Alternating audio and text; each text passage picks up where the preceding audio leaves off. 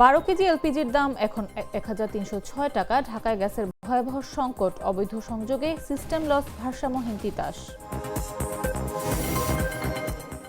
ত্রয়োদশ জাতীয় সংসদ নির্বাচনে মনোনয়নপত্র যাচাই বাছাইয়ের শেষ দিন আজ। ঢাকা 13-15 আসনে 20 মনোনয়নপত্রের মধ্যে 8টি বাতিল, 12টি বৈধ ঘোষণা। আজও ঢাকায় কুয়াশা, তাপমাত্রা 13 ডিগ্রি নিচে। ঘন কুয়াশায় শাহজালাল আন্তর্জাতিক বিমানবন্দরে সব ধরনের ফ্লাইট ওঠানামা বন্ধ। ভেনেজুয়েলার ভবিষ্যৎ নির্ধারণ করবেন দেশটির জনগণ, জানালেন মার্কিন প্রতিরক্ষা মন্ত্রী।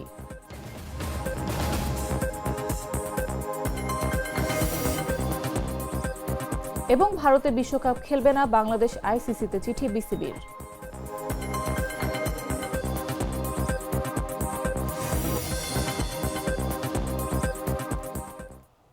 সন্ধ্যা 7টা নিউজে সবাইকে আমন্ত্রণ। সাথে আছে আমি নাফিস আব্দুল্লাহ। মশলা বদলে ফেলেছি, এবার আপনিও বদলে ফেলুন। একবার প্রাণ গুঁড়া মশলা ব্যবহার করেই দেখুন। জানুয়ারি মাসের জন্য ভোক্তা পর্যায়ে এলপি গ্যাসের নতুন মূল্য নির্ধারণ করা হয়েছে। প্রতি 12 কেজি সিলিন্ডারের দাম 1253 টাকা থেকে 53 টাকা বাড়িয়ে 1306 টাকা নির্ধারণ করা হয়েছে। রোববার নতুন এই মূল্য ঘোষণা করে বাংলাদেশ এনার্জি রেগুলেটরি কমিশন, যা আজ সন্ধ্যা 6টা থেকে কার্যকর হবে। এছাড়া অটো গ্যাসের দাম 57 টাকা ও 32 পয়সা থেকে 2 টাকা 48 পয়সা বাড়িয়ে 59 টাকা 80 পয়সা নির্ধারণ করা হয়েছে। ঢাকায় আবারও তীব্র আকার ধারণ করেছে গ্যাস সংকট। বাসা বাড়িতে ঠিকমতো রান্না করা সম্ভব হচ্ছে না। দিনের বেশিরভাগ সময় চুলায় গ্যাসের চাপ না থাকায় দুর্ভোগে পড়েছেন নগরবাসী। বিশেষ করে মধ্যবিত্ত ও নিম্ন মধ্যবিত্ত পরিবারগুলোর অবস্থা নাজুক। ঘন্টার পর ঘন্টা চুলা জ্বালিয়ে রেখেও রান্না সম্ভব হচ্ছে না। গ্যাস বিতরণ ব্যবস্থার সঙ্গে সংশ্লিষ্টরা বলছেন, এই সংকটের অন্যতম কারণ সিস্টেম লস। গ্যাস বিতরণ ব্যবস্থায় অবৈধ সংযোগ ও লিকেজের কারণে উল্লেখযোগ্য পরিমাণ গ্যাস অপচয় হচ্ছে, যার সরাসরি প্রভাব পড়ছে বৈধ গ্রাহকদের ওপর। নিয়মিত বিল পরিশোধ করেও অনেক গ্রাহক প্রয়োজন অনুযায়ী গ্যাস পাচ্ছেন না। Titas gas transmission and distribution company limited বিভিন্ন সময় অবৈধ সংযোগ বিচ্ছিন্ন করতে অভিযান চালালেও বাস্তব পরিস্থিতির তেমন কোনো উন্নতি হয়নি।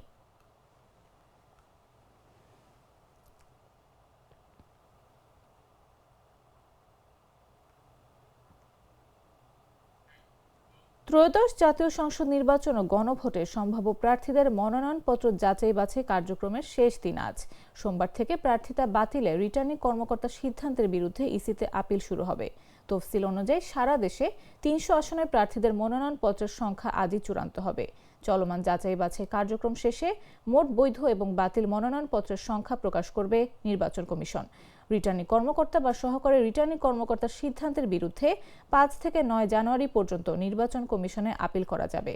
এরপর 10 থেকে 18 জানুয়ারির মধ্যে আপিল শুনানি নিষ্পত্তি হবে। ইসির তথ্য অনুযায়ী ঢাকার 20টি সংসদীয় আসনে 238 জন প্রার্থীর মধ্যে 161 জনের মনোনয়নপত্র বৈধ ঘোষণা করা হয়েছে। বাতিল করা হয়েছে 81 জনের।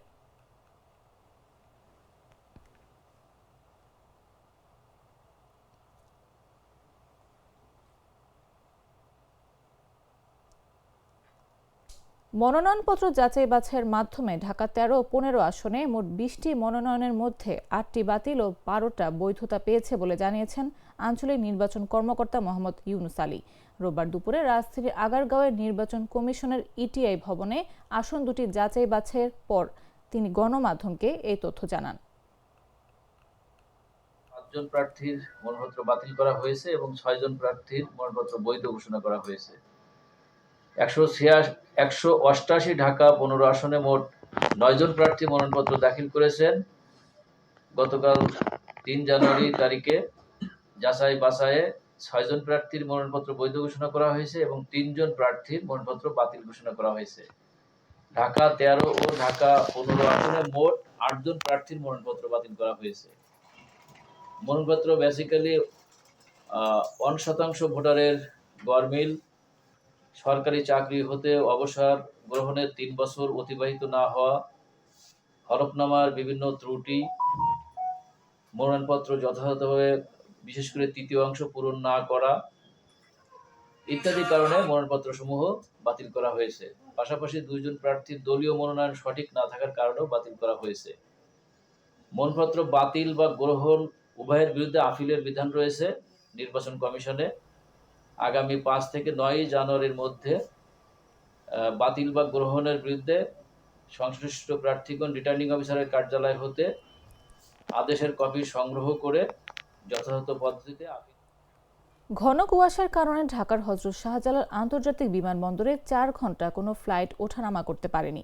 রোববার সকাল 6টার পর কুয়াশায় চারপাশ না দেখা যাওয়ায় কোনো ফ্লাইট ঢাকা ছাড়তে পারেনি। একই কারণে ঢাকার আকাশে থাকা প্রায় 6টি ফ্লাইট অবতরণ করতে পারেনি।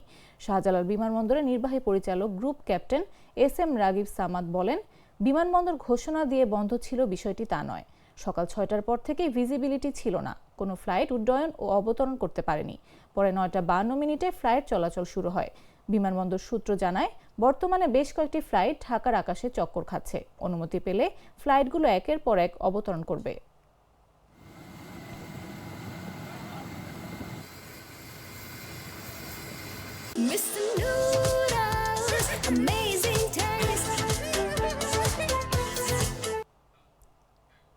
পাবনার ঈশ্বরদীতে প্রিপেড মিটার সংযোগ বন্ধ। 201 জনের বিরুদ্ধে নেসকোর দায়ের করা মামলা প্রত্যাহার সহ 6 দফা দাবিতে সচেতন নগরবাসী ফোরামের ডাকে অর্ধদিবস হরতাল পালিত হচ্ছে। রোববার সকাল 6টা থেকে সড়কের বিভিন্ন মোড়ে অবস্থান নিয়েছে হরতাল সমর্থকরা। এ সময় ফতে মোহাম্মদপুর লোকশেডে সড়কে টায়ার জ্বালিয়ে বিক্ষোভ করে স্থানীয়রা। খবর পেয়ে পুলিশ ঘটনাস্থলে এসে টায়ারের আগুন নিভিয়ে দেয় এবং শান্তিপূর্ণ পরিবেশ বজায় রাখার আহ্বান জানান। এছাড়া ঈশ্বরদী বাজার ও পৌর শহরের প্রধান সড়ক স্টেশন রোডের বেশিরভাগ দোকানপাট বন্ধ দেখা যায়। সড়কে যানবাহন তুলনামূলক কম চলাচল করছে।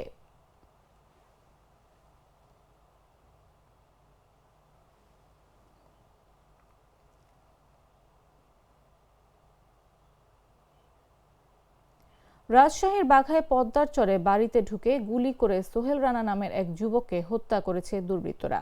শনিবার দিবাগত রাত 1টার দিকে চক রাজাপুর ইউনিয়নের পলাশী ফতেপুর করালি নরসারার গ্রামের চরে এই ঘটনাটি ঘটেছে। এ সময় গুলিতে সোহেল রানার স্ত্রী স্বাধীনা খাতুনও আহত হয়েছেন। তাদের উদ্ধার করে উপজেলা স্বাস্থ্য কমপ্লেক্সে নেওয়া হলে কর্মরত চিকিৎসক হুমায়রা খাতুন সোহেল রানাকে মৃত ঘোষণা করেন। তবে গুলিতে আহত স্বাধীনা খাতুনকে ভর্তি করা হয়েছে। বাঘা থানার পরিদর্শক সুপ্রভাত মণ্ডল বলেন, আগের হত্যার ঘটনাকে কেন্দ্র করে দুর্বৃত্তরা সোহেল রানাকে গুলি করে হত্যা করেছে বলে ধারণা করা হচ্ছে। বিষয়টি নিয়ে তদন্ত শুরু করা হয়েছে। প্রয়োজনীয় ব্যবস্থা গ্রহণ করা হবে।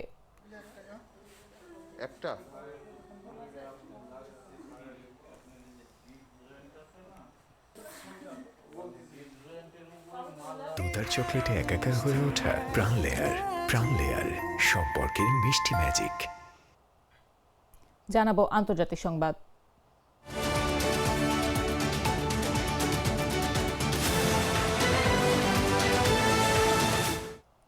ভেনেজুয়েলার ভবিষ্যৎ নির্ধারণ করবেন দেশটির জনগণ, এমন মন্তব্য করেছেন মার্কিন প্রতিরক্ষা মন্ত্রী পিট হেগসেথ।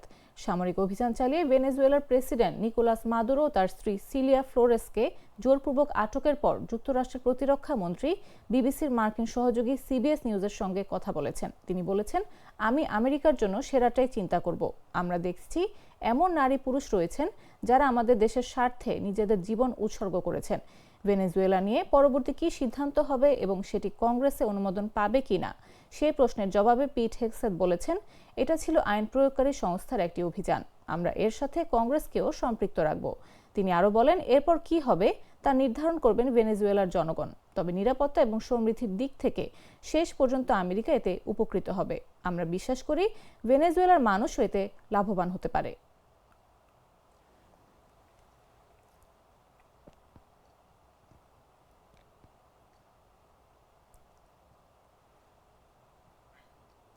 এদিকে ভেনেজুয়েলায় যুক্তরাষ্ট্রের বড় ধরনের সামরিক অভিযানের পর দেশটির প্রেসিডেন্ট নিকোলাস মাদুরো তার স্ত্রীকে আটক করার ঘটনায় বিশ্বজুড়ে তীব্র আলোচনার সৃষ্টি হয়েছে।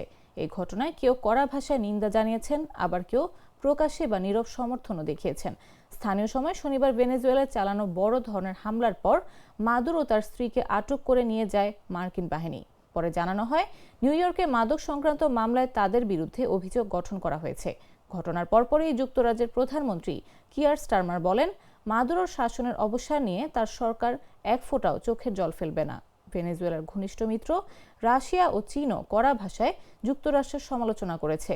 চীন বলেছে, একটি স্বাধীন দেশের প্রেসিডেন্টের বিরুদ্ধে শক্তি প্রয়োগে তারা গভীরভাবে বিস্মিত ও ক্ষুব্ধ। রাশিয়ার অভিযোগ, যুক্তরাষ্ট্র সরাসরি সশস্ত্র আগ্রাসন চালিয়েছে। ইরান এই হামলাকে ভেনেজুয়েলার জাতীয় সার্বভৌমত্বের স্পষ্ট লঙ্ঘন বলে আখ্যা দিয়েছে।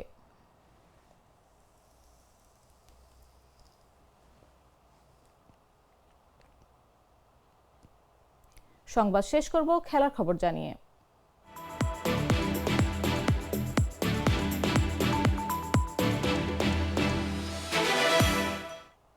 মোস্তাফিজুর রহমানকে আইপিএলে নিরাপত্তার অজুহাত দেখিয়ে স্কোয়াড থেকে বাদ দিয়েছে কলকাতা নাইট রাইডার্স। এরপর থেকে আগামী ফেব্রুয়ারিতে ভারতে বাংলাদেশ টি-20 বিশ্বকাপ খেলবে কিনা সেটা নিয়ে আলোচনা শুরু হয়েছে।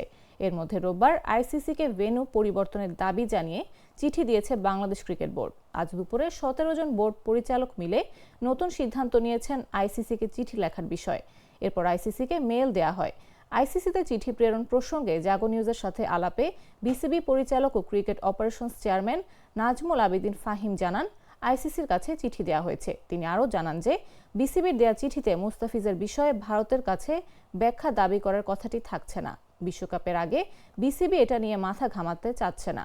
মেইলে বিসিবি লিখেছে, নিরাপত্তার শঙ্কায় ভারতে টি-20 বিশ্বকাপে দল পাঠানো সম্ভব নয়, যে কারণে ভেন্যু সরিয়ে নিতেও আবেদন করেছে বোর্ড।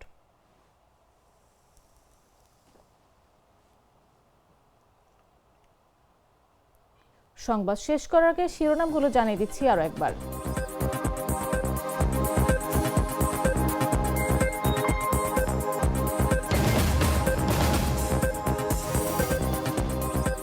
বারো কেজি এলপিজির দাম এখন 1306 টাকা। ঢাকায় গ্যাসের ভয়াবহ সংকট, অবৈধ সংযোগে সিস্টেম লস, ভারসাম্যহীন তিতাস। ত্রয়োদশ জাতীয় সংসদ নির্বাচনে মনোনয়নপত্র যাচাই বাছাইয়ের শেষ দিন আজ। ঢাকা 13-15 আসনে 20 মনোনয়নপত্রের মধ্যে 8টি বাতিল, 12টি বৈধ ঘোষণা। আজও ঢাকায় কুয়াশা, তাপমাত্রা 13 ডিগ্রি নিচে। ঘন কুয়াশায় শাহজালাল আন্তর্জাতিক বিমানবন্দরের সব ধরনের ফ্লাইট ওঠানামা বন্ধ। ভেনেজুয়েলার ভবিষ্যৎ নির্ধারণ করবেন দেশটির জনগণ, জানালেন মার্কিন প্রতিরক্ষামন্ত্রী।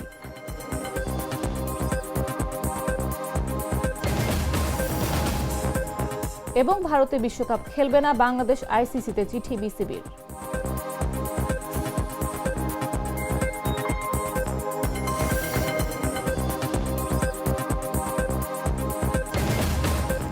দর্শক, এই ছিল এখনকার মতো। প্রতি মুহূর্তে সর্বশেষ খবর পেতে ভিজিট করুন jagonews24.com, ফলো করুন আমাদের ভেরিফাইড ফেসবুক পেজ এবং সাবস্ক্রাইব করুন জাগো নিউজের ইউটিউব চ্যানেল। এতক্ষণ সাথে থাকার জন্য ধন্যবাদ সবাইকে।